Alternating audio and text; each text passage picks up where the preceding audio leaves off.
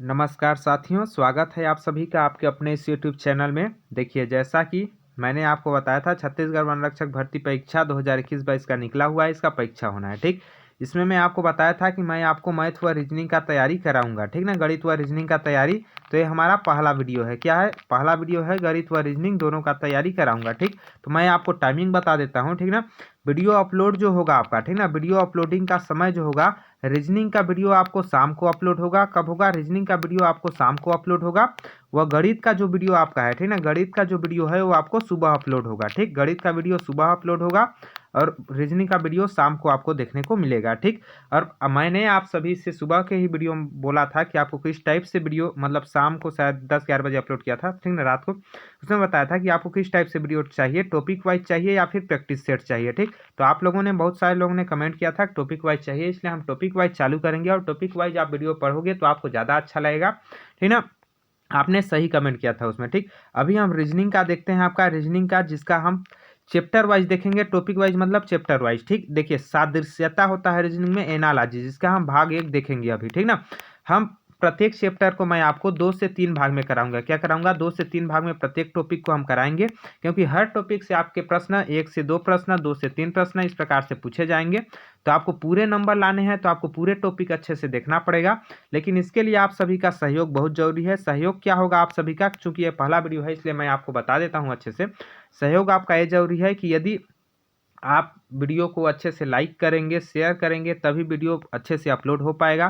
ठीक ना, वरना मुझे खुद अच्छा नहीं लगेगा तो मैं वीडियो कैसे आपको अपलोड करूंगा, ये बताइए। आपका कम से कम इसमें 100 लाइक होना चाहिए। क्या? कम से कम आपको 100 लाइक इसमें पहुंचना चाहिए। कितने लाइक? 100 लाइक पहुंचना चाहिए।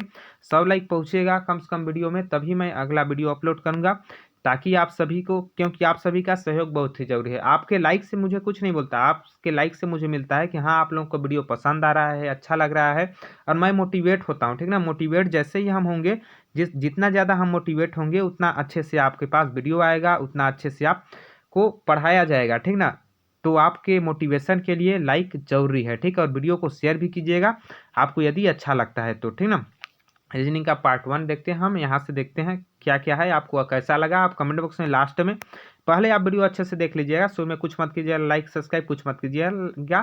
ठीक ना, लास्ट में वीडियो को देख लीजिएगा। यदि अच्छा लगता है तो वीडियो को लाइक कीजिएगा और शेयर जरूर कीजिएगा सभी भाइयों तक, सभी लोगों तक। ठीक ना, जितने लोग फॉर्म भर रहे हैं वन रक्षक में। देखिए, इस प्रकार यदि आप पढ़ोगे तो रीजनिंग में पूरा से पूरा नंबर आप लाओगे। किस प्रकार पढ़ोगे? तो टॉपिक वाइज यदि आप पढ़ोगे, रोज 1 से 2 दो वीडियो में, 2 से 3 वीडियो में आप एक टॉपिक को पढ़ोगे, प्रैक्टिस करोगे प्रैक्टिस सेट के साथ, तो आप आसानी से हल करोगे। और एक भाई ने मेरे पास कमेंट भी किया था कि रीजनिंग के प्रश्न नहीं आएंगे, कई लोग ऐसा बोल रहे हैं। ठीक, तो मैं आपको बता दूं, जो लोग ऐसा बोल रहे हैं उनका बात बिल्कुल आप अनदेखा कीजिए, क्योंकि रीजनिंग के प्रश्न इसमें आपको पूरी तरह से आएंगे। रीजनिंग व मैथ इसमें आपका महत्वपूर्ण जड़ होगा। क्या? रीजनिंग व गणित जो है आपका, यदि रीजनिंग और गणित को जिस बच्चे ने हल कर लेगा अच्छे से, जो बच्चा हल कर लेगा, वो एग्जाम आसानी से निकाल लेगा। ठीक ना, क्योंकि यही दोनों आपके अच्छे पोर्शन रहेंगे जिसमें आप अच्छे नंबर ला सकते हैं। बाकी जीके आपका रहेगा, तो जीके को भी आप बताइएगा, तो जीके का भी मैं कुछ का प्रैक्टिस आपको करा दूंगा।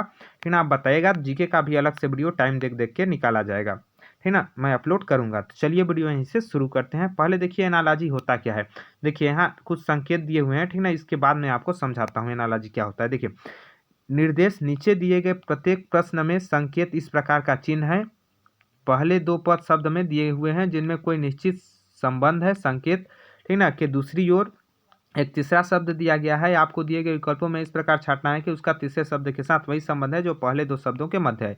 मैं आपको बता दूं, चैप्टर वाइज आप पढ़ेंगे तो इसी टाइप से आपको मिलेंगे। देखिए, एनालॉजी मतलब होता क्या है? एनालॉजी का हिंदी क्या होता है आपका? सादृश्यता। और इंग्लिश क्या होता है? एनालॉजी। एनालॉजी का मतलब होता है, आपके पास कोई भी 4 वर्ड दिए रहेंगे। क्या? जैसे आपका 1 दिया रहेगा, फिर अनुपात दिया रहेगा, फिर 2 दिया रहेगा, फिर यहाँ समानुपात दिया रहेगा, फिर यहाँ 3 दिया रहेगा, फिर यहाँ अनुपात, फिर यहाँ आपको खाली स्थान दे दिया रहेगा। ठीक, और अलग प्रकार से भी आ सकते हैं। हम अभी देखेंगे क्वेश्चन में किस प्रकार के क्वेश्चन आएंगे। उनमें आपको देखना है कि पहले वाले का दूसरे वाले से जो संबंध है, उसी प्रकार से तीसरे वाले का चौथे वाले से क्या संबंध हो सकता है, वैसे देखना है। चलिए, हम वीडियो में डायरेक्ट आपको बताता हूँ, क्योंकि मानसिक योग्यता है जो आपका रीजनिंग है, ठीक ना, इसमें कोई ज़्यादा टॉपिक का समझाने का कोई मतलब नहीं होता है। आप डायरेक्ट प्रश्न से हल करोगे, प्रश्न से आप समझोगे तो आपको अच्छे से समझ में आएगा। ठीक, तो चलिए हम प्रश्न से ही डायरेक्ट समझते हैं। मैं आपको बता दूँ, इसका जो PDF आपको है मेरे टेलीग्राम ग्रुप में मिल जाएगा। टेलीग्राम ग्रुप का लिंक आपको डिस्क्रिप्शन बॉक्स में मिल जाएगा, वहाँ आप ज्वाइन नहीं हुए हैं तो जाकर ज्वाइन हो जाइए, वहाँ आपको लिंक मिल जाएगा PDF, ठीक ना। तो वहाँ से आप देख सकते हैं। जैसे देखिए आपके पास किस टाइप के प्रश्न पूछे जाते हैं एनालॉजी में, तो देखिए यहाँ दिया हुआ दक्षिण फिर पश्चिमोत्तर, पश्चिम फिर यहाँ क्या होगा, यहाँ 4 ऑप्शन दिए हुए हैं, एक उत्तर पश्चिम, दक्षिण पूर्व, दक्षिण पश्चिम, उत्तर पूर्व। तो कौन सा ऑप्शन होगा, इसको आप कैसे समझेंगे। देखिए इसमें इसका अर्थ होता है कि दक्षिण यहाँ दिया हुआ है, जिस प्रकार दक्षिण का संबंध जो है पश्चिमोत्तर से है, उसी प्रकार से यहाँ जो पश्चिम दिया हुआ है इसका संबंध में यहाँ क्या आएगा। ठीक, इसको आप कैसे समझोगे, तो इसके अलग अलग तरीके होते हैं। देखिए आपको समझना है कि दक्षिण से पश्चिम उत्तर कैसे आया, यही समझना है। तो यहाँ आपका दिशा वाली बात है, दिशा वाली बात है, तो आप एक दिशा ड्रॉ कर लीजिए रफ कार्य में, क्या कर दीजिए दिशा। अब दिशा का ज्ञान इसमें आपको होना चाहिए, कहाँ क्या होता है, क्या होता है। देखिए इधर आपका पूर्व दिशा होता है, इधर आपका पश्चिम दिशा होता है, ऊपर में आपका उत्तर दिशा होता है, नीचे में आपका दक्षिण दिशा होता है, यही ना होता है, ठीक ना, नीचे में दक्षिण दिशा। अब देखिए दक्षिण का संबंध क्या बोला है, पश्चिमोत्तर, पश्चिमोत्तर का मतलब है पश्चिम प्लस उत्तर, यदि हम 2 भागों में बांटे तो क्या हो जाएगा, पश्चिम प्लस उत्तर।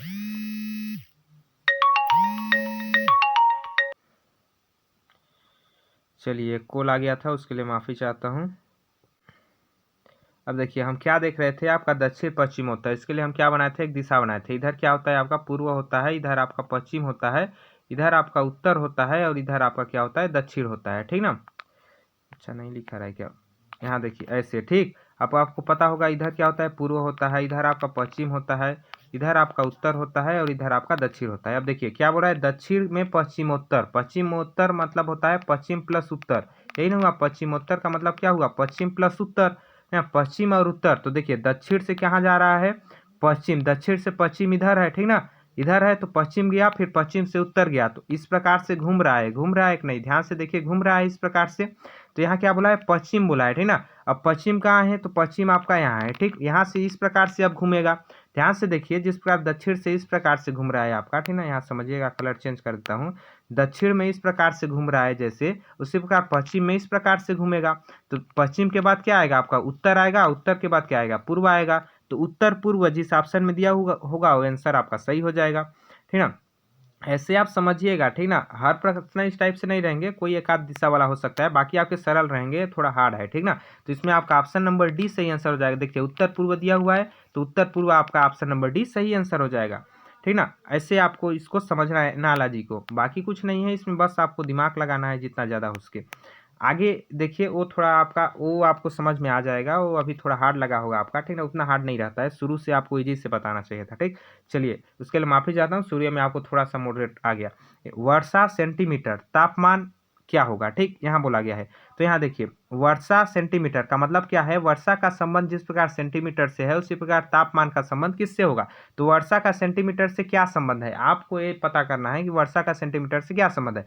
तो वर्षा को नापा जाता है सेंटीमीटर से, दोस्त क्या किया जाता है, वर्षा को नापा जाता है सेंटीमीटर से। वर्षा को किससे नापा जाता है, सेंटीमीटर से। तो तापमान को किसके नापा जाता है, तापमान से किसको नापा जाता है, बताइए, तापमान को किससे नापा जाता है, सिर से नापते हैं तापमान को, तो कभी हो सकता है सिर। ऑप्शन नंबर 20 सूर्य, सूर्य से नापते हो, कभी हो सकता है। जलवायु से नापते हो, कभी हो सकता है। सेल्सियस से, तापमान को सेल्सियस से तो नापा नहीं जाता है, तो ऑप्शन नंबर डी इसका सही आंसर हो जाएगा, सेल्सियस, ठीक है। तो ऐसे आपको समझना है, ठीक, इस प्रकार से आपको फिर आसानी से आप हल कर लोगे। यहाँ देखिए अब यहाँ भी आपको थोड़ा इसमें क्या है, आपको एनालॉजी के लिए आपको शब्द आने चाहिए, क्या आने चाहिए, आपको शब्द आने चाहिए, और शब्द का अर्थ आपको अच्छे से आने चाहिए, ठीक है। यदि आप शब्दों का अर्थ अच्छे से समझते हैं, ठीक ना, आपका जीके या फिर साइंस, जनरल नॉलेज साइंस कुछ भी स्ट्रॉन्ग है, तो आप अच्छे से इन लोग को हल कर सकते हो एनालॉजी को, ठीक। बस आपको थोड़ा प्रैक्टिस की जरूरत है। जैसे देखिए सामक क्या है, सामक का दर्द, उसी प्रकार सांत्वना का क्या होगा, जिस प्रकार सामक का दर्द है उसी प्रकार से आपका सांत्वना का क्या होगा। तो यहाँ आपको क्या करना पड़ेगा, आप सामक मतलब जानबे नहीं करोगे क्या होता है, तो आप कैसे हल करोगे। तो देखिए मैं आपको बताता हूँ, इसमें जानना कुछ नहीं है आपको। सामक क्या होता है, सामक जो होता है वो दर्द को दूर करता है, क्या करता है, दर्द को दूर करने का काम करता है सामक, ठीक ना। सामक दर्द को दूर करने का काम करता है, मतलब दर्द को दूर करता है सामक। तो सांत्वना को दूर कौन करता है, सांत्वना मतलब दर्द को दूर सामक किया, यहाँ समझिए आपका दर्द को दूर कौन किया, सामक किया। तो यहाँ जो आएगा उसको दूर कौन करेगा, सांत्वना करेगा, ठीक ना। सांत्वना किसको दूर करता है, सांत्वना दूर करता है चिड़चिड़ाहट को दूर करेगा, वाह ससुरा सनसनाहट सांत्वना कैसे दूर करेगा चिड़चिड़ाहट को? मारना को दूर करेगा, बिल्कुल गलत। चोट को दूर करेगा, चोट को सांत्वना दूर करेगा। आपको कोई सांत्वना देगा कि लल्लू चोट लगा है, ठीक ना, आपको दर्द नहीं होगा, ठीक ना, आपका दर्द गायब हो जाएगा उससे?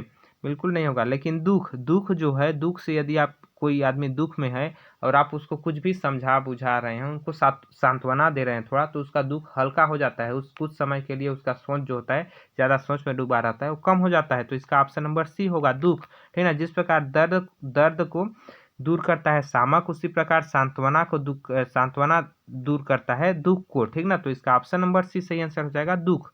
ठीक इस प्रकार से। अगला देखिए आपका एरोप्लेन कॉकपिट, तो ट्रेन का क्या होगा, ठीक ना। आपको ऐसे प्रश्न क्यों मिल रहे हैं? देखिए ऐसे शब्द आपको क्यों मिल रहे हैं, आप ये भी सोच रहे होंगे।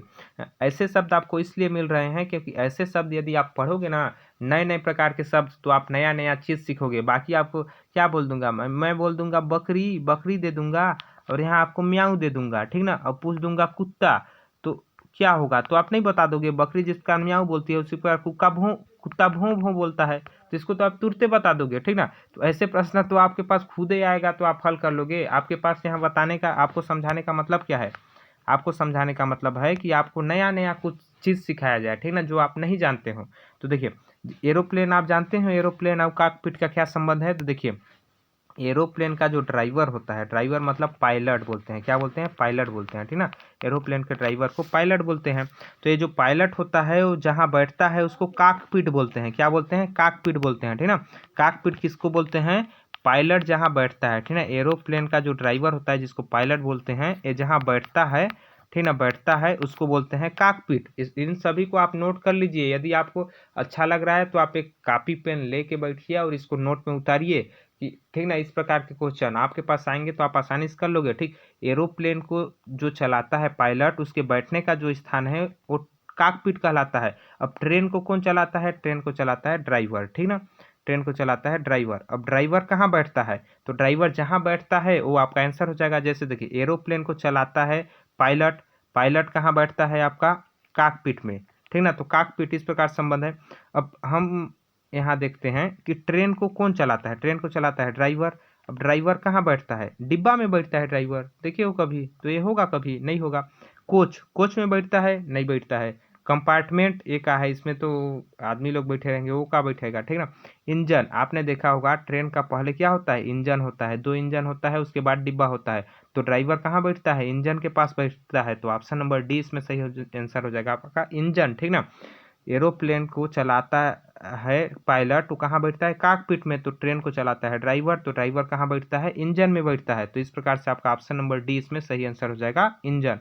ठीक, चलिए अगला देखते हैं, समझिए।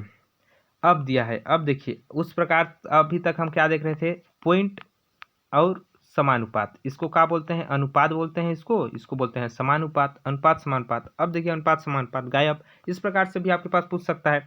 दवा बीमारी से जिस प्रकार संबंधित है, उसी प्रकार पुस्तक संबंधित है। दवा बीमारी से जिस प्रकार संबंधित है, उसी प्रकार पुस्तक संबंधित है। खाली स्थान से किससे है? दवा बीमारी से संबंधित है। बीमारी से दवा का क्या संबंध है? बीमारी को दूर करता है। क्या करता है? बीमारी को दूर करता है कौन? दवा, ठीक ना। बीमारी को दूर करता है दवा, ठीक ना। तो पुस्तक किसको दूर करता है लल्लू? पुस्तक किसको दूर करता है? पुस्तक अज्ञानता को दूर करता है। किसको करता है? पुस्तक अज्ञानता को दूर करता है, ठीक ना। अज्ञानता, एक मिनट, चलिए यहाँ कहाँ से कट किया गया, ठीक ना। यहाँ देखिए दवा क्या करता है? बीमारी को दूर करता है। बीमारी को दूर करने का काम दवा करता है। तो यहाँ जो आएगा, इसको दूर करने का काम पुस्तक करेगा। तो क्या ज्ञान को पुस्तक दूर करता है कि ज्ञान को लाता है? तो ज्ञान होगा। अध्यापक को दूर करता है, अध्यापक को लाता है। अध्यापक को दूर थोड़ी करेगा पुस्तक, लेखक को थोड़ी दूर करेगा। अज्ञानता को दूर करेगा पुस्तक। किसको दूर करेगा? अज्ञानता को। ऑप्शन नंबर ए आपका सही आंसर हो जाएगा, अज्ञानता। इस प्रकार से अपना जितना ज़्यादा माइंड फैलाओगे, जितना ज़्यादा माइंड बैठाओगे, उतना ज़्यादा आपके पास बनेगा। नहीं बैठाने सकते हो तो चुपचाप आप वीडियो देखो और समझो, ठीक ना। चुपचाप यदि आपका दिमाग नहीं लगता है तो चुपचाप आप क्या करो? वीडियो को देखो और समझो। उसके बाद पीडीएफ आपको मेरे टेलीग्राम ग्रुप में मिल जाएगा। पीडीएफ वहाँ से आप आज देखिए, फिर परसों पीडीएफ को देखिएगा। उसके बाद आप खुद आंसर उसका हल कीजिएगा कि आखिर इसका आंसर होगा क्या। नहीं समझ आता है, फिर से मेरा वीडियो आप देखिएगा। ये आपके प्लेलिस्ट में मिल जाएंगे मेरे वीडियो, ठीक ना। एक प्लेलिस्ट मैं बना दूंगा, CG वन रक्षक एग्जाम, ठीक ना, छत्तीसगढ़ वन रक्षक भर्ती परीक्षा 2021 रीजनिंग, इस प्रकार से कुछ भी नाम से बना दूंगा, ठीक, उसको मैं बता दूंगा आपको, ठीक है, उसी में आपको मिल जाएगा, ठीक ना। तो आप ऐसे, ठीक, उसके बाद जितना ज़्यादा आप इसमें दिमाग दौड़ाओगे उतना ज़्यादा आपका बनेगा। आपको कुछ नहीं करना है, बस आपको चुपचाप वीडियो देखना है। आपका जब आप 2 दिन 3 दिन वीडियो देखोगे तो ऑटोमेटिक आपका दिमाग जो है उस तरफ कंसंट्रेट होने लगेगा, ठीक ना, मन लगने लगेगा आपका। अगला है, देखिए, फूल जिस प्रकार कली से संबंधित है उसी प्रकार पौधा संबंधित है। फूल जिस प्रकार कली से संबंधित है, तो कली और फूल का क्या संबंध है? पता है कली और फूल का क्या संबंध है? कली किसको बोलते हैं? कली जो होता है, कली जो डोहरी बोलते हो आप, लोकल भाषा में देहात में बोला जाता है, मैं गांव से हूँ, ठीक ना, डोहरी बोला जाता है, ठीक है, डोहरी को कली बोला जाता है, ठीक ना। मतलब कली से क्या होता है, फूल खिलता है, क्या होता है, जैसे कोई भी डोहरी है, इससे एक बड़ा फूल खिलता है, ठीक ना। तो कली से क्या होता है, फूल खिलता है। उसी प्रकार पौधा किससे बनता है? कली से क्या होता है, फूल खिलता है, ठीक ना। कली का फूल से क्या संबंध है? खिलना। उसी प्रकार पौधा किससे बनता है, ठीक ना, पौधा किससे बनता है? जड़ से पौधा बनता है। बिल्कुल गलत, जड़ से पौधा नहीं बनता है दोस्त। जड़ से कैसे पौधा बनेगा बताइए? अब जड़ को जगा दीजिए, पौधा जम जाएगा? कहाँ जमेगा? शाखा से बनेगा, पत्ती से बनेगा, बीज से बनेगा। किससे बनेगा? बीज से पौधा। तो इसका ऑप्शन नंबर बी सही आंसर हो जाएगा, बीज। क्या हो जाएगा? बीज इसका सही आंसर हो जाएगा, ठीक ना। बीज से पौधे का निर्माण होता है, जिस प्रकार कली से फूल का निर्माण होता है। यहाँ समझिए, जिस प्रकार कली से आपका फूल का निर्माण होता है उसी प्रकार पौधे का निर्माण बीज से होता है। तो ऑप्शन नंबर बी सही आंसर हो जाएगा इसका, बीज। ठीक, चलिए अगला है आपका। ज़्यादा टाइम तो आपका वेस्ट नहीं हो रहा है ना? कमेंट बॉक्स में इस वीडियो के बाद आप कमेंट कीजिएगा कि आप ज़्यादा टाइम पास करते हैं, कि आप कम क्वेश्चन कराते हैं, कि फालतू फालतू टाइम पास कर रहे हैं, कुछ भी जो आपको लगे, ठीक ना, आप कमेंट कर सकते हैं, कोई दिक्कत नहीं है।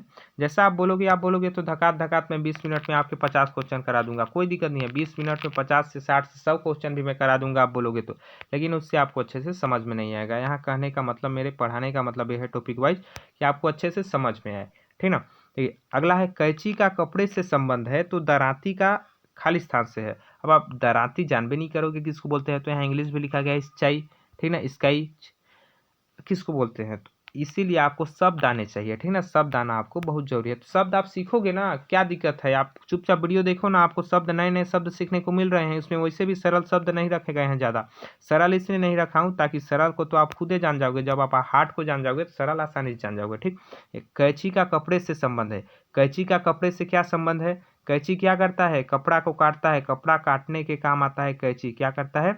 कपड़ा काटने के काम आता है कैंची। तो दराती किसको काटने के काम आता है? दराती किसको काटने के काम आता है, ठीक ना।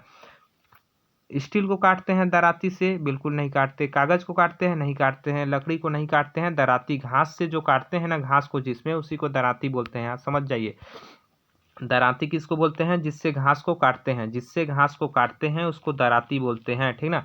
दराती किसको बोलते हैं? जिससे घास को काटते हैं, ठीक ना। तो ऑप्शन नंबर सी सही आंसर हो जाएगा, घास। घास को जिससे काटते हैं उसको दराती बोलते हैं। चलिए अगला प्रश्न आपका है, वर्तमान का जो संबंध अतीत से है, वर्तमान का जो संबंध अतीत से है वही संबंध आज का है, ठीक ना, आज का है। वर्तमान का संबंध जो अतीत से है, वर्तमान का संबंध क्या है? अतीत से है।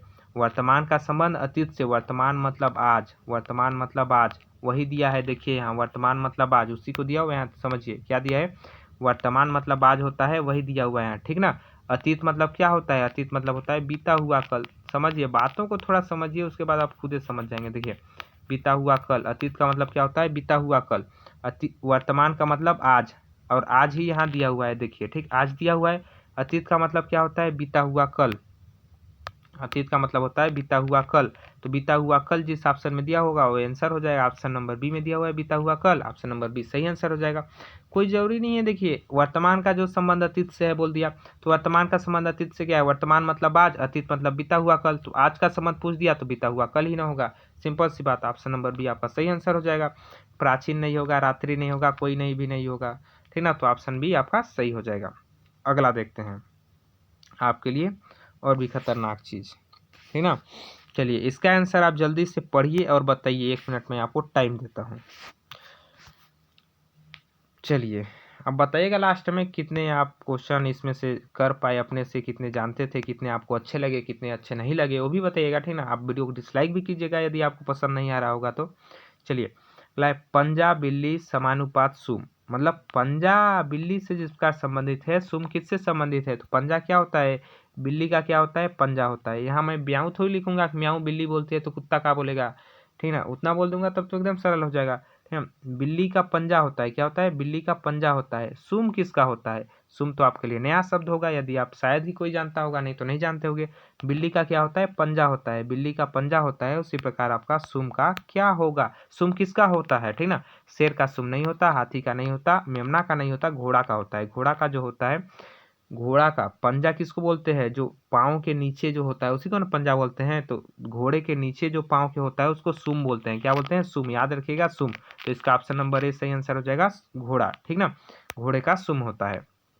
अगला देखिए, अगला क्वेश्चन हो जाएगा, ट्रैक्टर का जिस प्रकार ट्राली से संबंध है उसी प्रकार घोड़ा का किससे संबंध है। यहाँ बहुत कंफ्यूज होंगे, कई लोग इसमें अस्तबल मार के आएंगे, मैं जान रहा हूँ अधिकांश 90% लोग इसमें अस्तबल बोलोगे, ठीक ना। लेकिन देखिए यहाँ समझिए, इसी में कंफ्यूज होते हैं, इसी को आपको सीखने की ज़रूरत है, ठीक ना। कंफ्यूज नहीं होना है, इसी में आपको सीखने की ज़रूरत है। कैसे सीखेंगे, देखिए, ट्रैक्टर का संबंध ट्राली से है।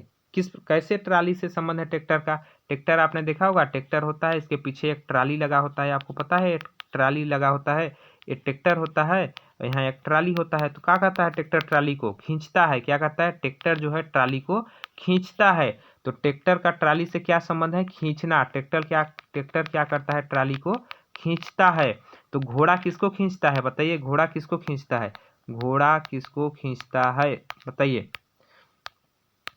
घोड़ा अस्तबल को खींचता है, अस्तबल तो उसके ऊपर बैठा रहता है, उसको बोलते हैं घोड़ा अस्तबल को खींचेगा, जिन को खींचेगा, इंजन को खींचेगा। घोड़ा गाड़ी, आपने सुना होगा, घोड़ा गाड़ी, घोड़ा क्या करता है, गाड़ी को खींचता है। तो ऑप्शन नंबर 20 सही आंसर हो जाएगा। आपको लगा एक जोड़ का झटका, अधिकांश लोग अस्तबल बोल रहे होंगे, लेकिन इसका क्या होगा, गाड़ी होगा। तो इस प्रकार से आपको समझना है कि इसमें जो संबंध है वही संबंध इन दोनों के बीच होना चाहिए। तो आपको लगता होगा एकदम सरल है, एकदम सरल नहीं है, केवल और एकदम कठिन भी नहीं है। आपको शब्द आने चाहिए, आप समझने आने चाहिए। जितना जल्दी आप समझ जाओगे उतना आसानी से आप हल कर लोगे, ठीक ना। देखिए क्या होगा, ट्रैक्टर क्या करता है, ट्राली को खींचता है, ट्रैक्टर ट्राली को खींचता है। उस पर घोड़ा किसको खींचता है, घोड़ा गाड़ी को खींचता है। तो ऑप्शन नंबर 20 सही आंसर होगा। अगला देखिए, ये क्वेश्चन आपका आ चुका है क्या, फूल, कली, पौधा। ये तो बताया था कि कली से क्या होता है, ये आपके अनुपात समानुपात में नहीं आए थे, ठीक ना, वैसे ही आए थे। तो इसमें आपको बताया था कि क्या होता है, फूल जो है कली से खिलता है। कली से क्या खिलता है, कली से खिलता है फूल, ठीक ना, कली से खिलता है फूल। उसी प्रकार पौधा किससे बनता है, पौधा बीज से बनता है। किससे बनता है, बीज से। तो ऑप्शन नंबर ए सही आंसर हो जाएगा, बाकी तीनों गलत हो जाएंगे। कली से क्या बनता है, कली से खिलता है फूल, उसी प्रकार पौधा बनता है बीज से। तो ऑप्शन नंबर ए सही आंसर है। अगला देखिए, फल, केला, स्तनधारी, क्या क्या क्या बताओ, क्या, सर्प, गौरैया, मछली, गाय।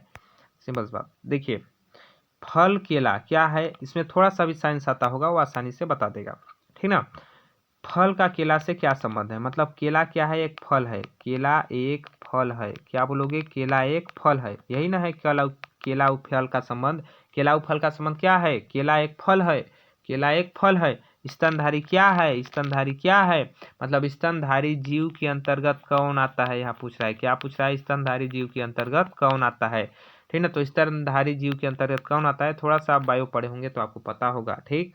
सर्प नहीं आता है, गौरैया नहीं आता है, मछली नहीं आता है, गाय आते हैं स्तनधारी जीव के अंतर्गत। कौन आता है, गाय आता है। ऑप्शन नंबर ए सही आंसर हो जाएगा, गाय। स्तनधारी जीव के अंतर्गत कौन आता है, स्तनधारी जीव के अंतर्गत आता है गाय। तो ऑप्शन नंबर ए सही आंसर हो जाएगा। केला क्या है, केला एक फल है, स्तनधारी के अंतर्गत कौन आता है, गाय आता है। तो ये आपका सही आंसर हो जाएगा नकात से, ठीक। चलिए अगला देखिए, अग्नि का गर्मी से वही संबंध गुलाब का खाली स्थान से है। बताइए किससे है, अग्नि का संबंध गर्मी से है, उसी प्रकार गुलाब का खाली स्थान से संबंध है। अब अग्नि का गर्मी से क्या संबंध है, अग्नि अग्नि से उत्पन्न होता है गर्मी, क्या होता है, अग्नि से गर्मी उत्पन्न होता है। तो गुलाब से क्या उत्पन्न होता है, सिंपल सी बात समझिए, अग्नि से गर्मी क्या होता है, अग्नि से जो है गर्मी उत्पन्न होता है, ठीक ना, अग्नि से गर्मी उत्पन्न होता है। उसी प्रकार यदि हम बात करें तो गुलाब से क्या उत्पन्न होगा, गुलाब से उत्पन्न का इत्र उत्पन्न होगा, कांटे उत्पन्न होगा, सुगंध उत्पन्न होगा, पंखुड़िया उत्पन्न होगा। क्या उत्पन्न होगा, जल्दी से बताइए, आपके पास एक टाइम है, जल्दी से बताइए क्या उत्पन्न होगा। इत्र इत्र नहीं बोलते हैं दोस्त। इत्र जो बोलते हैं वो आपका परफ्यूम वगैरह लोगे ना, उन लोग को इत्र बोलते हैं। तो ये नहीं होगा। गुलाब एक प्राकृतिक आपका फूल है। प्राकृतिक फूल से क्या होता है आपका? प्राकृतिक फूल से क्या उत्पन्न होगा? प्राकृतिक फूल से आपका सुगंध उत्पन्न होगा। क्या सुगंध उत्पन्न होगा? ऑप्शन नंबर डी सही आंसर है। यहाँ आप बोलोगे कांटे भी तो हो सकता है, कांटे भी तो उत्पन्न हो सकता है। कांटे उत्पन्न गुलाब के फूल से नहीं होता है, गुलाब के पौधे से होता है, ठीक ना। अग्नि से गर्मी उत्पन्न होता है, उसके बाद गुलाब के फूल से सुगंध उत्पन्न होता है, क्योंकि सुगंध को ज्यादा मान्यता है। जहाँ अच्छा हो वहाँ बुरा को क्यों डालें हम, ठीक ना। तो इस प्रकार से ऑप्शन नंबर डी आपका इसका सही आंसर होगा जाएगा। ठीक, अगला देखिए और समझिए क्या है। रविंद्रनाथ टैगोर जिस प्रकार कविता से संबंध है, उसी प्रकार मुंशी प्रेमचंद संबंध हैं। तो यहाँ थोड़ा सा आपको हिंदी आता होगा तो आप जानते होंगे। रविंद्रनाथ टैगोर का संबंध किससे है? कविता से। मतलब क्या है? कविता लिखते हैं। क्या करते हैं? कविता लिखते हैं। कौन? रविंद्रनाथ टैगोर। रविंद्रनाथ टैगोर क्या करते हैं? कविता लिखते हैं। मुंशी प्रेमचंद क्या लिखते हैं? मुंशी प्रेमचंद क्या लिखते हैं? जल्दी बताइए। मुंशी प्रेमचंद आत्मकथा नहीं लिखते, मुहावरे नहीं लिखते, कविता नहीं लिखते, कहानी लिखते हैं। उपन्यास सम्राट मुंशी प्रेमचंद। आपने सुना होगा मुंशी प्रेमचंद को क्या कहा जाता है? उपन्यास सम्राट कहा जाता है। क्या कहा जाता है? उपन्यास सम्राट कहा जाता है मुंशी प्रेमचंद को, ठीक ना। मुंशी प्रेमचंद को उपन्यास सम्राट कहा जाता है। और उपन्यास के अंदर छोटे छोटे कहानियां होते हैं। तो मुंशी प्रेमचंद क्या का संबंध किससे है? कहानी से है। तो ऑप्शन नंबर ए सही आंसर हो जाएगा। चलिए अगला प्रश्न हमारा आपके सामने कुछ इस प्रकार है। ठीक, भारत का प्रजातंत्र से जो संबंध है वही चीन का खालिस्तान से है, ठीक ना। चीन का खालिस्तान से है। भारत का प्रजातंत्र से क्या संबंध है? बताओ, भारत का प्रजातंत्र से क्या संबंध है? तो भारत का जो शासन है क्या है? शासन प्रणाली। क्या है? शासन प्रणाली बोलोगे इसको। क्या बोलोगे? शासन प्रणाली। भारत का जो शासन प्रणाली है वो प्रजातंत्र है। भारत का शासन प्रणाली प्रजातंत्र है। तो यहाँ पूछ रहा है चीन का जो है, चीन का शासन प्रणाली क्या है, ये पूछ रहा है। भारत का प्रजातंत्र है शासन प्रणाली, तो चीन का शासन प्रणाली क्या है? चीन का शासन प्रणाली साम्यवाद है। क्या है? साम्यवाद। साम्यवाद है। तो ऑप्शन नंबर बी से आंसर हो जाएगा साम्यवाद। इसको आपको याद रखना। नंबर चीन का शासन प्रणाली क्या है तब तो आप बताओगे ना। इसके लिए आपको थोड़ा सा जीके आना चाहिए। तो एनालॉजी एक ऐसा सब्जेक्ट है, इसमें आपको जीके भी आना चाहिए, जनरल नॉलेज विज्ञान भी आना चाहिए इसमें आपको, तभी आप इसको हल कर पाओगे। थोड़ा सा नॉलेज अलग से भी आना चाहिए आपके पास, इन्वायरमेंट पर्यावरण का भी नॉलेज आना चाहिए ना।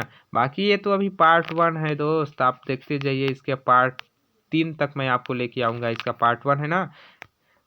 पार्ट 2 में हम चित्र देखेंगे। क्या देखेंगे? चित्र में समानता व असमानता देखेंगे। उसके बाद हम कोडिंग डिकोडिंग में देखेंगे। एबीसीडी में, एबीसीडी आपने सुना होगा, एबीसीडी में या फिर अक्षर में देखेंगे, ठीक ना। तो आप देखते रहिए, आपको बहुत मजा आएगा, ठीक ना। और समझेंगे कैसे कैसे प्रश्न आ सकते हैं आपके पास।